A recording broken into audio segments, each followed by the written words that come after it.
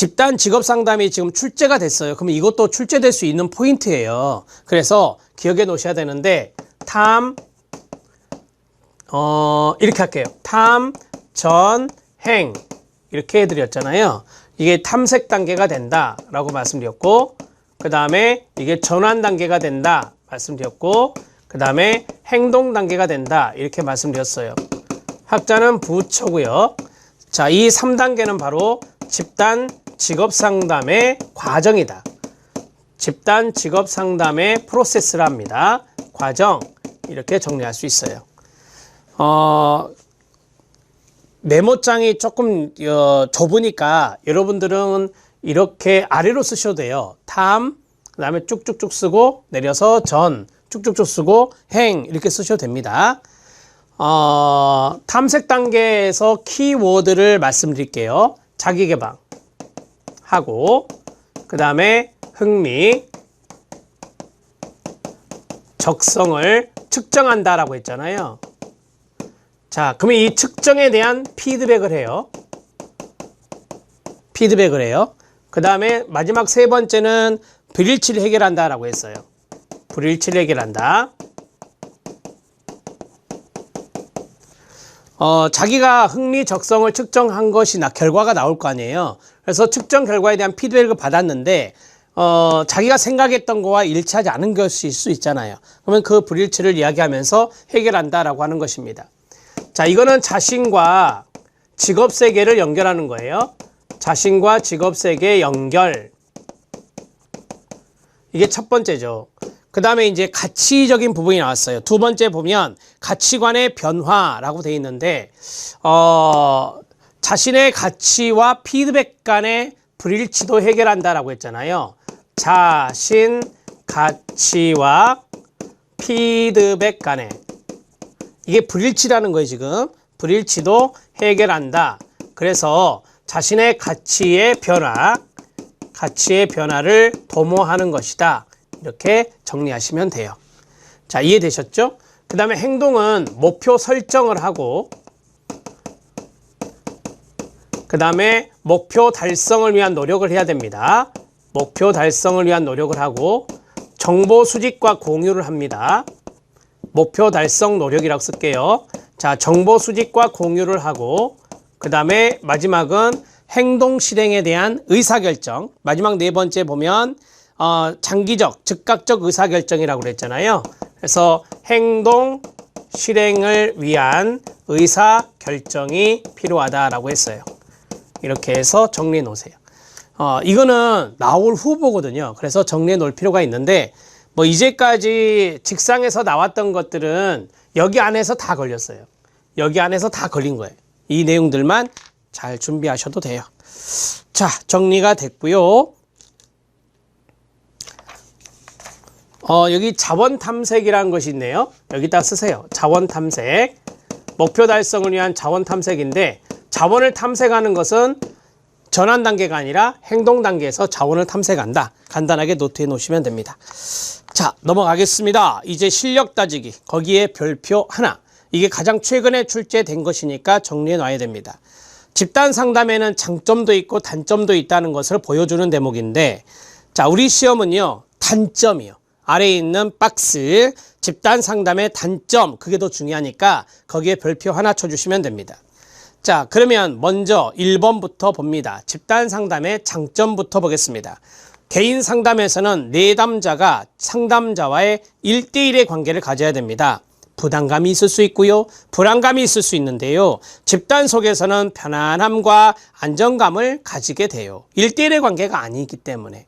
그 다음에 2번. 집단 상담 장면은 개인으로 하여금 어떤 외적인 비난이나 처벌에 대한 두려움 없이 새로운 행동을 검증해 볼 수 있는 실험실 역할을 하게 된다. 그러니까 집단 상담에서 많은 집단원들이 있기 때문에 내 문제에 대한 어떤 실험적인 역할을 할 수가 있는 것이 집단이라고 하는 수단이다 라고 하는 거죠. 새로 학습한 행동을 실제 생활 속에서 실천할 수 있는지를 집단 안의 가상적 현실 속에서 검증해 볼 수 있는 거예요. 자, 예를 들어서 내가 직장 동료와 문제가 있다. 그러면 직장 동료의 역할을 집단원들이 해줄 수 있는 거잖아요. 그래서 이러한 것들을 집단 상담의 장면에서 연습을 하고 거기에서 자신감을 갖고 이런 것들을 얻어낼 수 있다라고 하는 겁니다. 세 번째, 집단 상담에서는 동료들 간에 서로의 관심사나 감정을 터놓고 이야기할 수 있기 때문에 구성원들은 소속감, 그게 중요한 거죠. 결속력이라고 하는 거, 소속감과 동료의식을 발전시킬 수 있어요. 네 번째, 집단 상담은 집단원들에게 넓은 범위의 다양한 성격, 연령도 그렇고 성별, 흥미, 성장 배경, 사회 경제적 지위, 문제의 형태 등의 다양한 개인들이 있어요. 이것을 가진 소유한 사람들과 접할 수 있는 기회를 보여줌으로써 학습 경험, 이게 중요한 거예요. 풍부한 학습 경험을 가질 수 있어요. 그게 바로 집단 상담의 장점이에요. 서로 경청하고 수용하고 지지하고 대면할 수 있는 구성원이 많다는 점에서 집단 상담은 개인 상담에서보다 학습 효과가 더 클 수 있다는 것이죠. 여기 4번과 5번을 연결해서 보시면 돼요. 풍부한 학습 경험의 기회가 된다. 그래서 개인 상담보다 훨씬 학습 효과가 더 높아진다라고 하는 겁니다. 여섯 번째, 집단 속에서는 개인이 한편으로는 직접 참여하면서 여기서 중요한 단어가 관망이라는 거예요.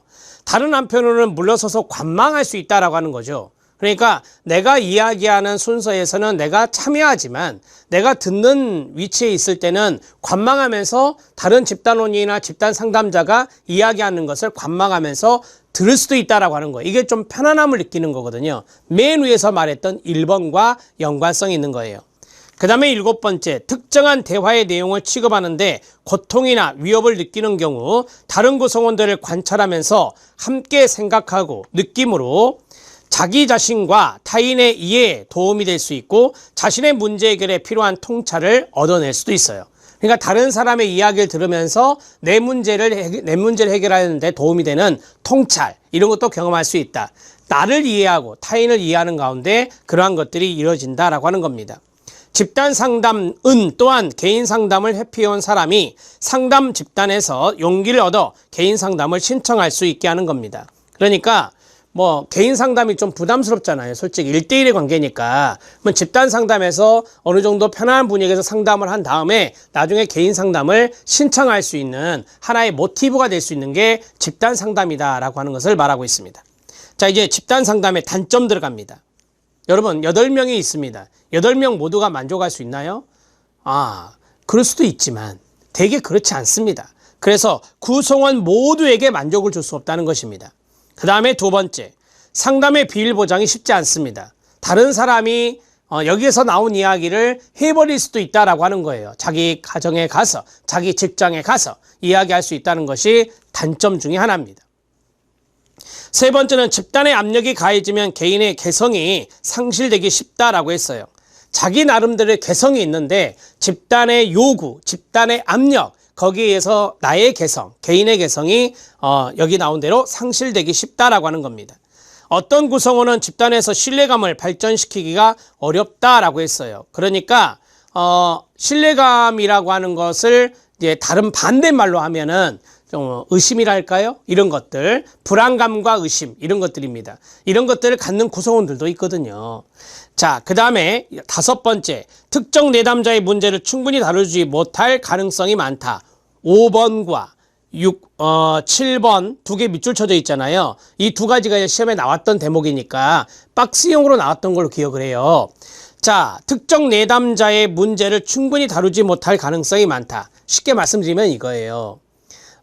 예를 들어서 개인 상담이면 50분 동안 계속해서 그 개인에 대해서 이야기해서 여기 나온 대로 충분히 다룰 수 있는데 집단 상담 같은 경우는 대화를 독점하는 사람들도 있어요. 부정적인 집단원 중에 대화를 독점하는 사람들이 있다면 한 8명 중에 3명이 독점한다. 그러면 5명은 많은 이야기를 못 한단 말이에요. 그래서 이러한 사람들의 경우 이러한 문제, 자기 자신의 문제를 충분히 다루지 못할 수 있잖아요. 그런 문제가 되는 거죠. 그 다음에 시간적으로나 문제별로 집단을 구성하기가 쉽지 않다. 이게 합의가 이루어져야 되잖아요. 그래서 시간도 딱 맞아야 되고 또 문제별로 이게 딱 맞아야 되는데 그런 것이 쉽지 않은 부분이 있어요. 그 다음에 7번째, 집단 상담이 모든 내담자에게 적합하지는 않아요. 자, 예를 들어서 과다한 의심증이 있다. 지나친 적대적 감정을 갖고 있다, 심한 정서적 장애를 가지고 있다, 이런 사람들은 집단 상담이 안 돼요. 집단 상담의 부적합 대상이에요. 그래서 시험 문제에서는 집단 상담이 모든 내담자에게 적합하지는 않다, 이런 식으로 출제된 걸로 기억하거든요. 이거는 단점이죠, 단점. 그 다음에 집단 상담 자체에 심취하여 성장을 위한 것이 아닌 그 자체가 목적이 되어 가로 현실 도피 수단 가로 닫고 현실 도피 수단이 될 수 있다라고 하는 거죠. 그러니까 이런 거죠. 집단 상담을 통해서 내가 좀 성장을 해야 되는데 그러한 성장의 목적이 있는 게 목표가 있는 게 아니라 집단 상담 그 자체에 목적을 둬버려요. 그래서 이 집단 상담이 어찌 보면 나의 현실 도피처가 된 거죠. 이렇게 되면은 집단 상담의 목표를 이루어낼 수가 없어요. 그래서 이러한 것들은 집단 상담의 단점이 될 수 있다라고 하는 겁니다. 뭐 사람들의 만남 자체를 좋아하는 분들도 있어요. 그런 것에 너무 심취해가지고 일종의 자기 자신의 문제를 해결하거나 자신의 성장을 위해서 여기에 참여하는 게 아니라 현실 도피처로 참여한다면 이건 집단 상담의 목적과 어긋나는 거잖아요. 그래서 이거는 집단 상담의 단점에 들어갈 수 있다. 이해되십니까? 꼭 기출문제 보시고 이게 어떻게 출제되었는가를 확인하셔야 됩니다. 자, 집단 상담의 장단점에 대해서 했습니다. 단점 위주로 정리해 놓으시면 도움이 될 거고요. 물론 장점이 나오면 단점을 가려내야 되고 단점이 나오면 장점을 가려내야 되니까 두 가지 다 아셔야 되는데 단점 위주로 정리하는 게 더 여러분들이 문제를 공략하는데 정답을 맞추는데 더 좋다라고 하는 것입니다. 자, 이제 마지막 직상기출을 보겠습니다. 이 책은 직업상담사 시험에 나왔던 기출은 직상기출로 정리가 되어 있어요. 톨버트가 나옵니다. 이 톨버트는 집단상담 과정에서 나타나는 5가지 활동 유형을 이야기한 사람이에요. 이것도 마찬가지 집단상담 과정이니까 톨버트가 제시한 직업 집단상담 과정에서 나타난 5가지 활동 유형은 자기 탐색, 성원 간의 상호작용, 개인적인 정보의 검토 및 목표와의 연결, 직업적 교육적 정보의 획득과 검토, 의사 결정, 이렇게 해서 5가지가 있다라고 해요. 이걸 간략하게 설명하면 다음과 같다. 첫 번째, 자기 탐색입니다. 집단 성원들은 수용적인 분위기 속에서 자신의 감정과 태도와 가치 등을 탐색하는 겁니다.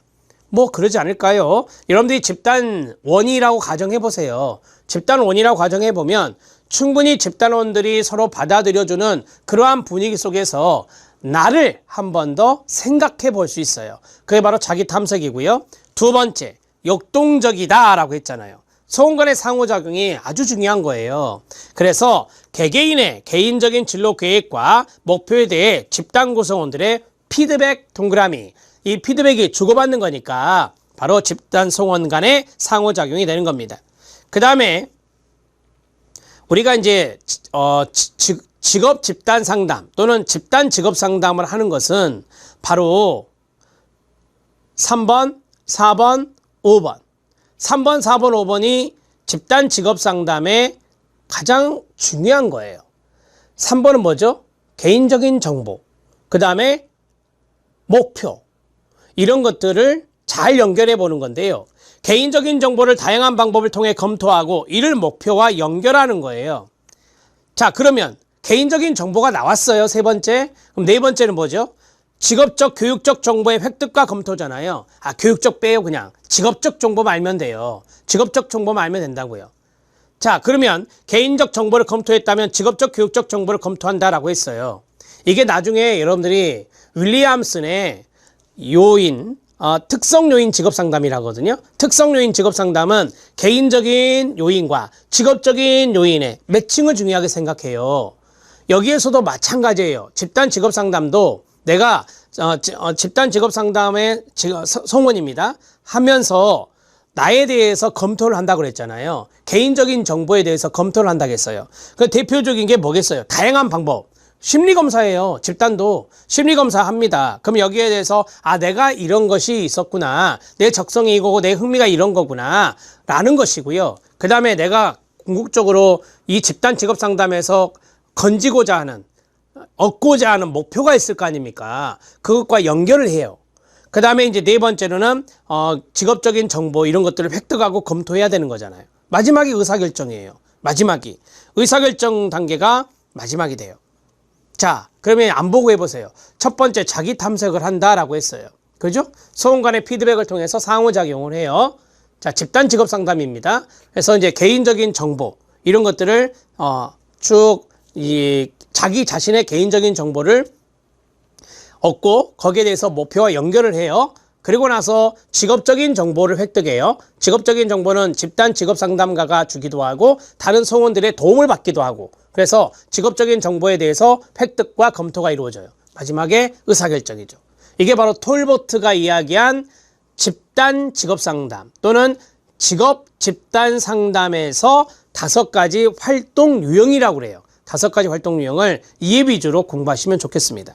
자, 이번 시간은 여기까지인데 이번 시간의 내용에서 중요한 것은 뭐였습니까? 첫 번째 부분에서 미국 진로발달협회에서 이야기했던 진로 상담자, 직업 상담자의 자질과 역량이 있었어요. 11가지. 여기에 써드렸잖아요. 이 내용이 최근의 기출 문제다라고 말씀드렸고, 두 번째는 직업 집단 상담 또는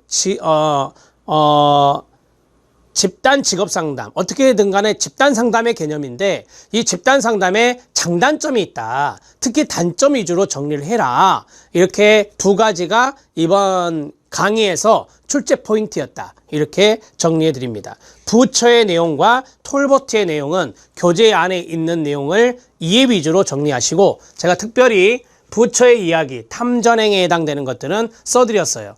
혹시라도 이게 출제될 수 있어서, 왜냐하면 출제하기가 좋거든요. 어떤 단계가 나오고 거기에 대해서 여러 개로 쪼개지면 이런 것들이 시험 문제화 되기가 쉬워요. 그래서 이런 것들은 좀 정리를 해드렸습니다. 자, 다음 시간에는 본격적으로 제2절 직업상담의 문제 유형 들어갑니다. 학자들이 여기에서 많이 나오기 시작하니까 정리를 잘 해주시기 바랍니다. 열심히 공부하시기 바랍니다. 수고하셨습니다.